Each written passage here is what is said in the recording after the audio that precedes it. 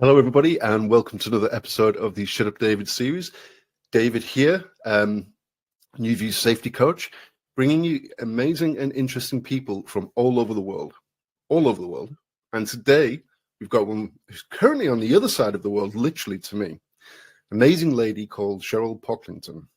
Cheryl's a seasoned expert in operational safety and incident investigations.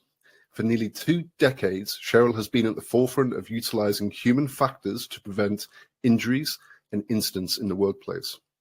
Currently, Cheryl leads a specialized team investigating serious and fatal incidents for the British Columbia mining regulator. Well, again, my name is Cheryl Pocklington. I'm the director of the Mines Investigation Unit with the Ministry of Energy, Mines and Low Carbon Innovation. We're in British Columbia. That is on the west coast of Canada. And I'm on an island called Vancouver Island. And so I started as a disability management consultant over 20 years ago. That was my first real job as a recent kinesiology graduate specializing in human factors. I was really unsatisfied at the time. Well, if I go back, I was a music student first, which is why I love the piano over here.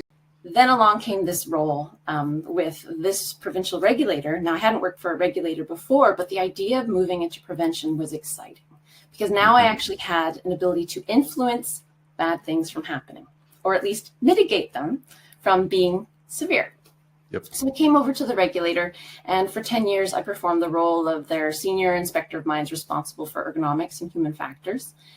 But what I soon found out is that with all the field visits that I would do, the compliance visits, the audits of their incident investigations, I was seeing this pattern. Blame the worker, human error, complacency. And it was just a rinse and repeat on all these investigations. And I thought, is this it? You haven't solved anything. You haven't made anything better for the next worker who's now working, doing that very same job today.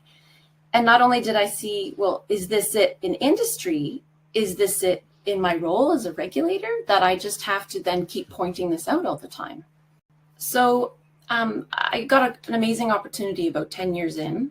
We had the most severe incident we've ever had in the BC mining industry, and that was the failure of the Mount Poly tailings dam.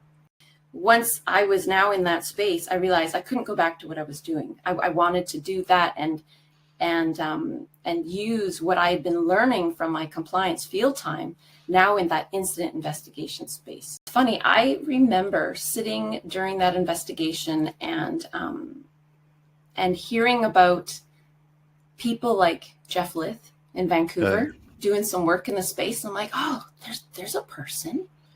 I wonder if they think like I do. And you know, I was starting to hear about Decker and you know, the big names in the industry, but certainly nobody in my near space at work. You know, we have lots of brilliant, smart people, but nobody was doing work in this space. I knew something was not quite right. Like I've mentioned to you before, it's like being in the Matrix and you know something's not quite right, but you're not really quite sure and you can't put your finger on it.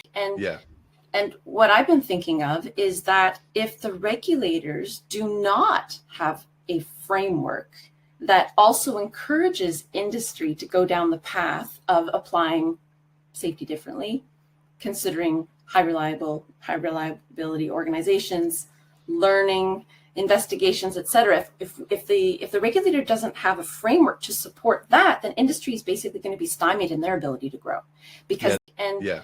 And what I've been thinking of is that if the regulators do not have a framework that also encourages industry to go down the path of applying safety differently, considering high reliability organizations, learning, investigations, et cetera. If the regulator doesn't have a framework to support that, then industry is basically going to be stymied in their ability to grow.